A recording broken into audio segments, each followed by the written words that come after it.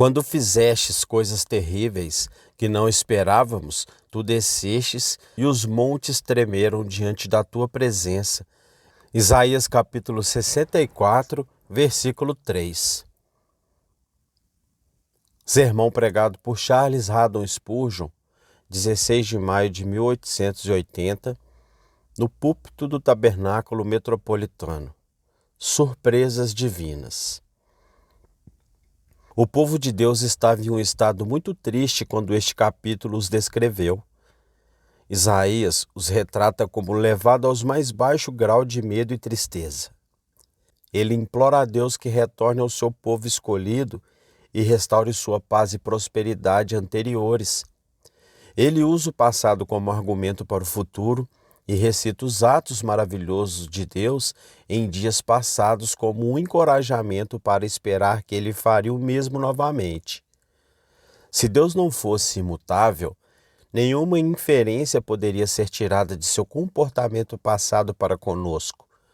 Mas, visto que ele é imutavelmente o mesmo, ontem, hoje e para sempre, podemos inferir com segurança que o que ele fez, ele fará novamente. Dizem que a história se repete. Seria mais verdadeiro dizer que Deus permanece o mesmo, que seus caminhos são eternos e sua misericórdia dura para sempre. Portanto, é bom e sensato rogar: tu fizeste isso e aquilo. Portanto, desnuda novamente o teu braço e mais uma vez se alegre o teu povo na tua fidelidade e no teu poder.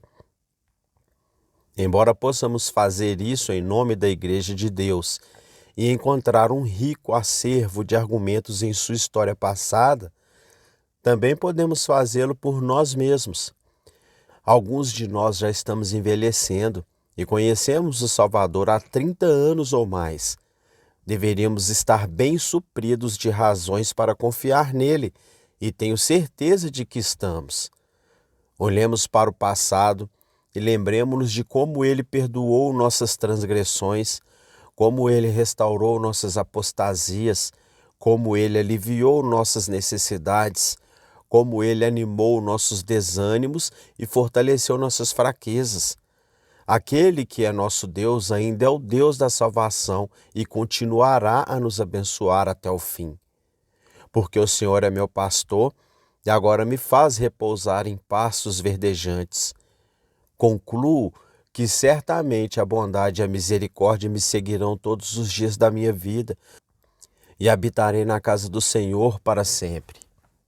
Por trás de tudo o que tenho a dizer esta manhã estará este grande princípio. Assim como o passado é, assim podemos esperar que o futuro seja em referência aos tratos de Deus conosco.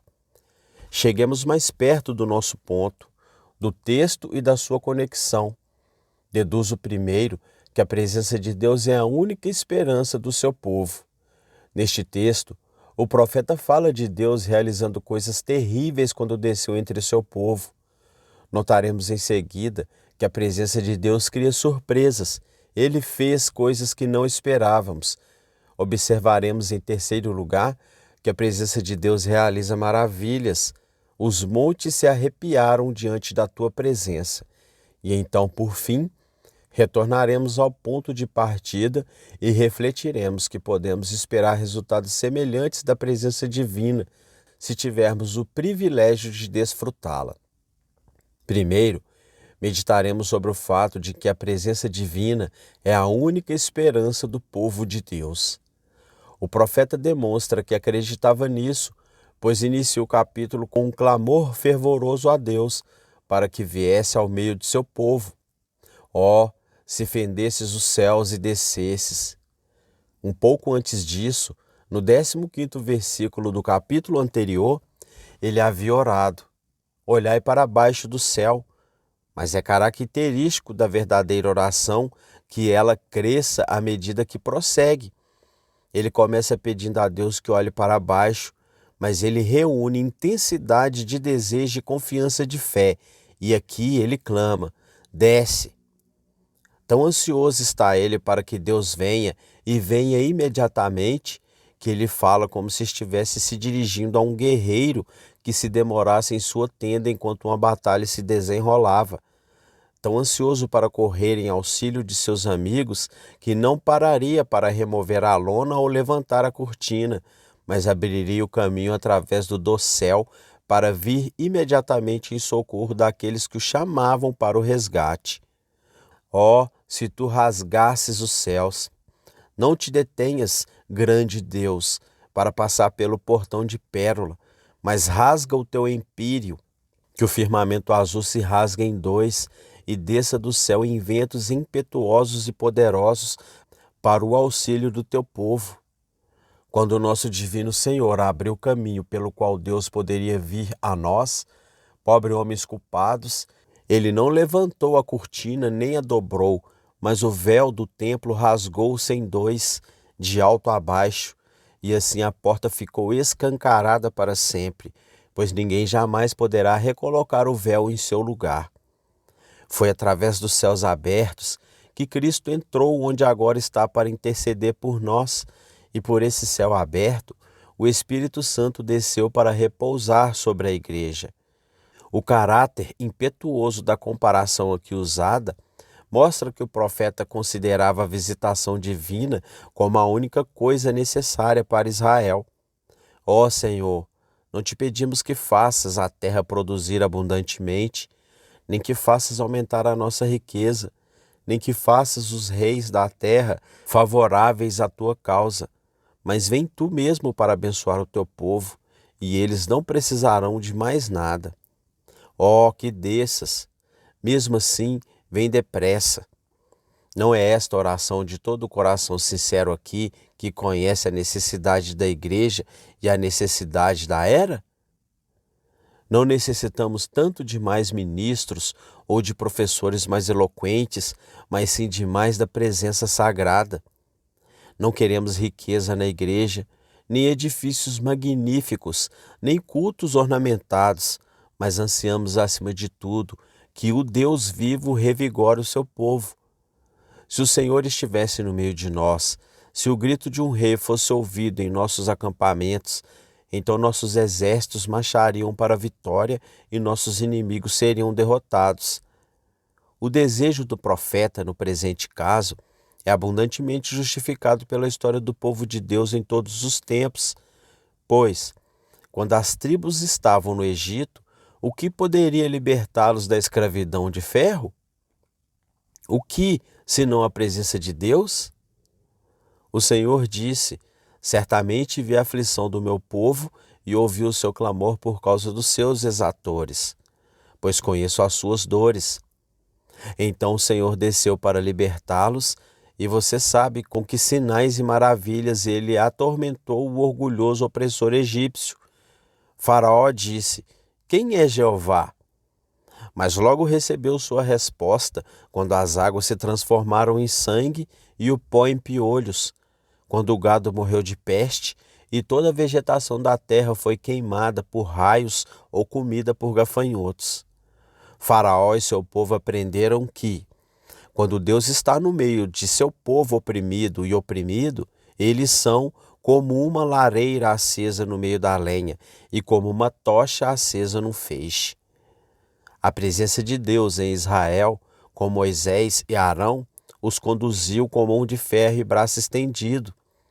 Quando partiram naquela noite memorável, depois de comerem a Páscoa, o que tornou a marcha de Israel um evento tão grandioso na história, não foi Jeová quem os liderou?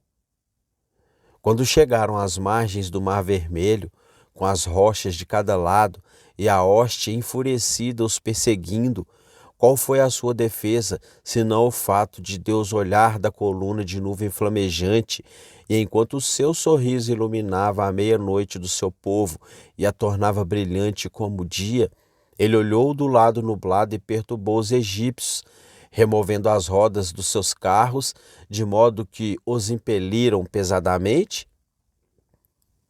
Foi a presença de Deus que animou os pés de Miriam e das filhas de Israel do outro lado do mar, quando tocaram os seus tamborins e clamaram: cantem ao Senhor, porque triunfou gloriosamente, lançou no mar o cavalo e o seu cavaleiro.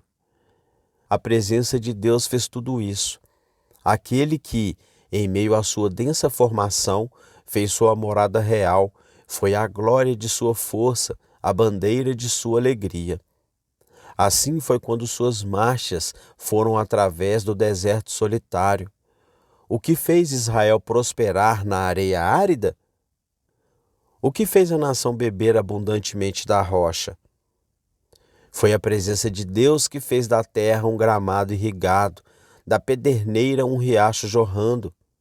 O tabernáculo estava no meio deles, e a presença de Deus foi simbolizada ali por um clarão de glória entre os querubins.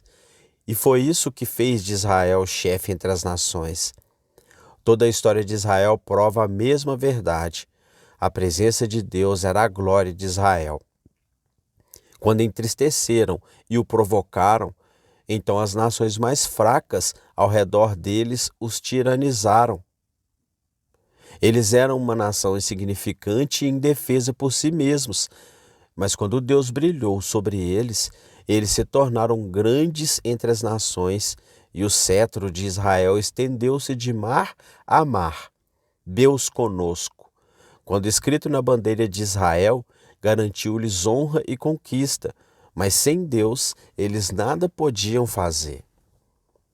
Caros amigos, esta verdade que se manifesta na história do antigo povo de Deus é certamente verdadeira para nós. O favor de Deus é a esperança de todo o seu povo. Primeiro, vemos isso na pessoa do Senhor Jesus Cristo.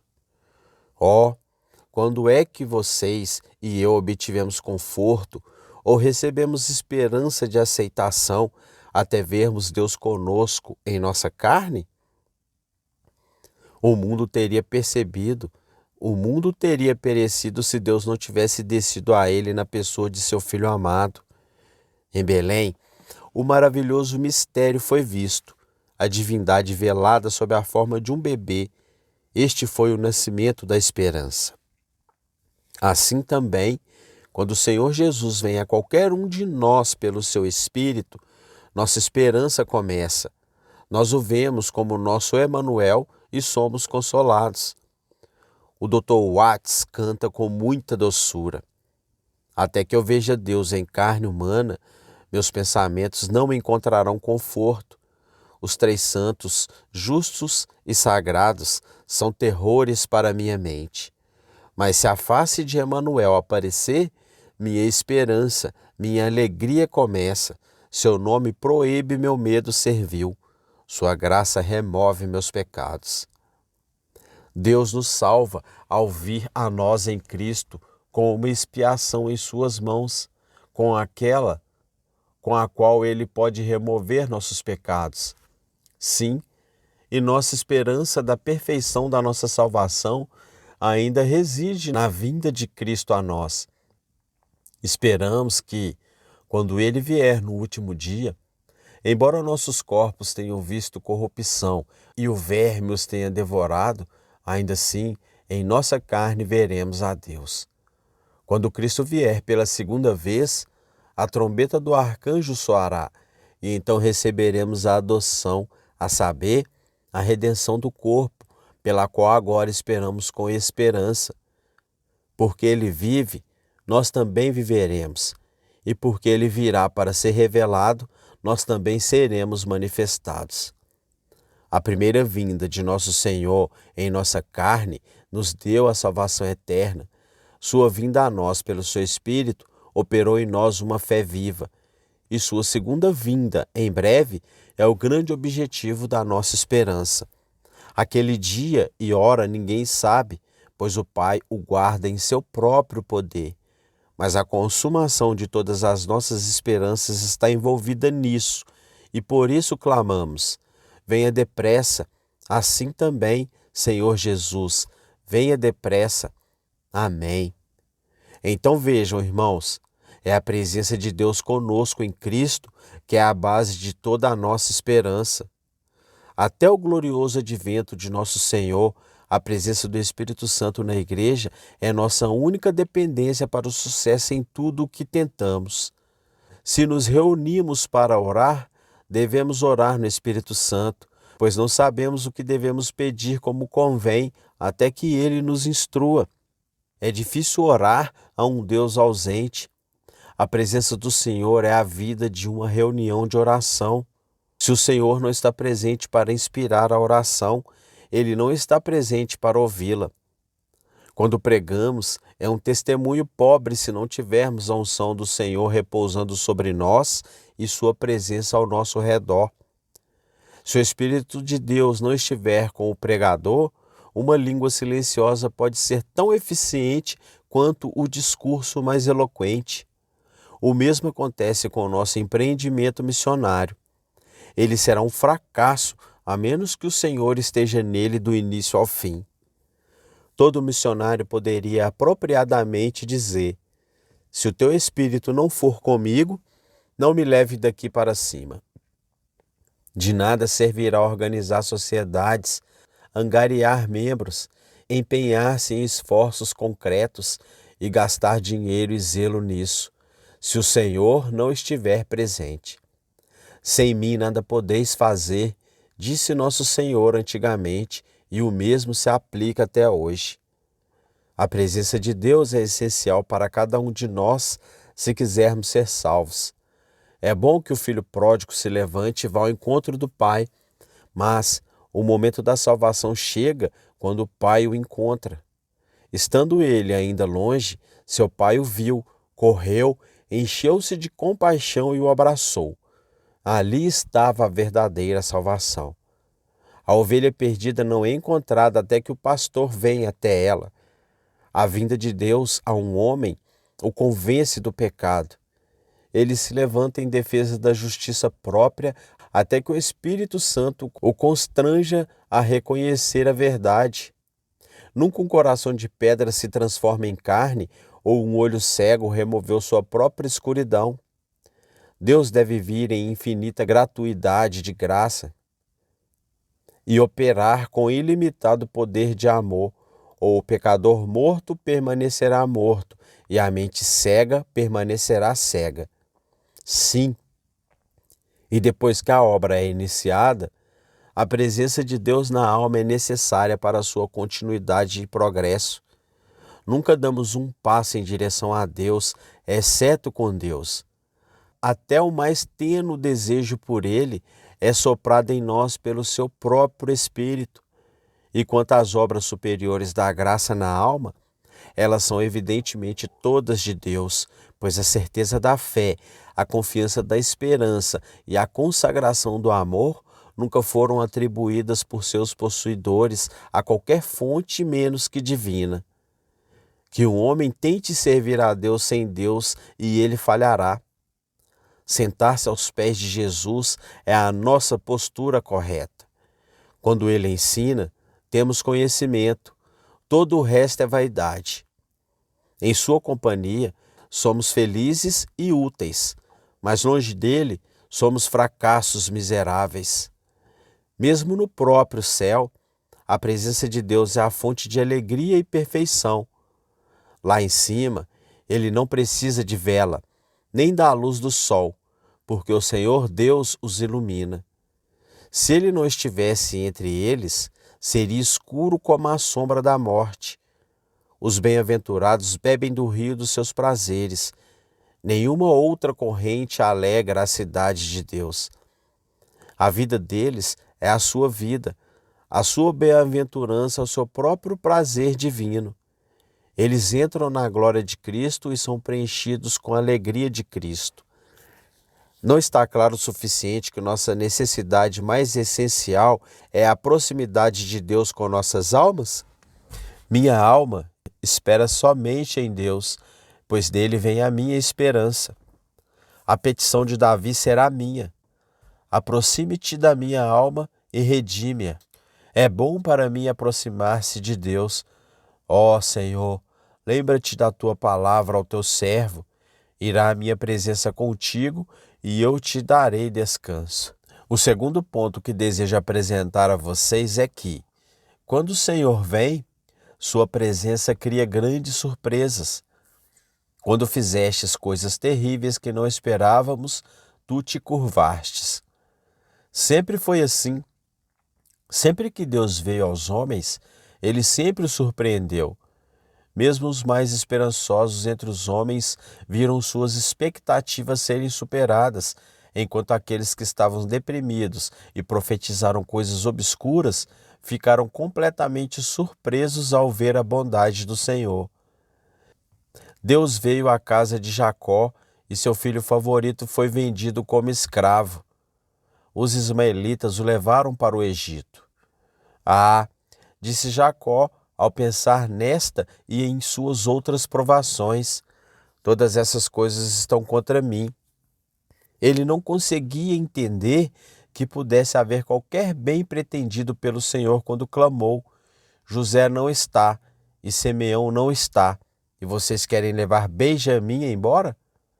E, no entanto, Deus estava fazendo grandes coisas por ele que ele não esperava, pois José foi colocado no trono do Egito para que pudesse fornecer um refúgio para seu velho pai e seus irmãos nos dias em que haveria fome em toda a terra.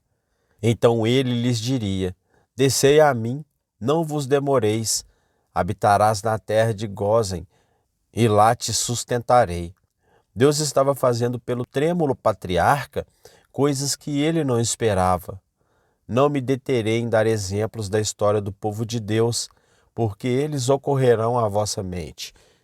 Muitas vezes clamaram: Tu és o Deus que fazes maravilhas.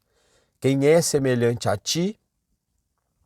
Achas que os israelitas, quando estavam junto ao mar Báltico, alguma vez imaginaram que o atravessariam a pé enxuto?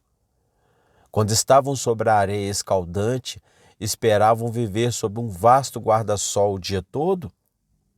Contudo, esperavam, pois a coluna de nuvens os protegia do calor. Suponham eles que o seu acampamento seria iluminado à noite, como nunca uma cidade de lona fora iluminada antes, com uma iluminação mais brilhante do que as nossas luzes elétricas nos podem dar? Contudo, a coluna flamejante era uma grande iluminação para eles. Quando estavam famintos, esperavam colher o pão dos anjos fresco dos céus? Quando estavam com sede, contavam com uma rocha ferida que produzia um rio abundante? Quando foram mordidos por serpentes, esperavam que uma serpente de bronze os curasse? Quando chegaram ao rio, olharam para ver o velho Jordão recuar diante dos pés dos sacerdotes? Quando cercaram a cidade de Jericó, esperavam ver o muro ruir aos ouvidos de seus habitantes, porque as tribos soaram trombetas e deram um grito? Não. A história de Israel é uma série de surpresas e misericórdias inesperadas. O Senhor faz grandes maravilhas, e seu povo se enche de feliz espanto. Tem sido ainda mais assim nas obras da graça. Veja o que Deus fez por nós em misericórdia incomparável. Quando ele estava às portas do Éden, conversou com Adão e amaldiçoou a terra por causa do homem. Poderia algum anjo observador imaginar que em tudo isso Deus pretendia mostrar a grandeza de sua misericórdia, para que onde o pecado abundou, a graça superabundasse? Algum homem, algum anjo, algum serafim, alguma vez imaginou que o Filho de Deus viria para nascer nesta raça rebelde? Alguma vez passou pela sua cabeça que ele morreria, o justo pelos injustos, para levar os homens a Deus? Já se pensou que o homem pecador fosse adotado na família divina? Você não acha algo espantoso que homens pecadores nascessem de novo e fossem adotados na família de Deus? Vejam que graça maravilhosa! O Pai concedeu aos pecadores de uma raça mortal para chamá-los de filhos de Deus. Esta foi uma honra que não esperávamos. Além disso, tendo Deus nos feito seus filhos, alguma vez esperamos que ele nos fizesse seus herdeiros? Contudo, ele diz: se filhos, então herdeiros, herdeiros de Deus, co-herdeiros com Cristo. Já passou pelo coração do homem conceber que a igreja fosse casada com Cristo, unida a Ele em laços de amor eterno? Já passou pelos sonhos de qualquer ser inteligente que Deus erguesse um homem, pobre homem caído, para se sentar na presença de Cristo ao seu lado? Bem, clamou Davi, que é o homem para que te lembres dele, e o filho do homem para que o visites? Tu o fizestes dominar sobre as obras das tuas mãos, isto é maravilhoso.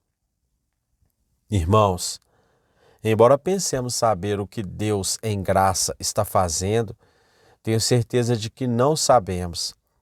Não nos conheceremos quando chegarmos ao céu e quando ressuscitarmos dos mortos diremos: eu acreditava na ressurreição dos mortos, mas isso supera todos os milagres.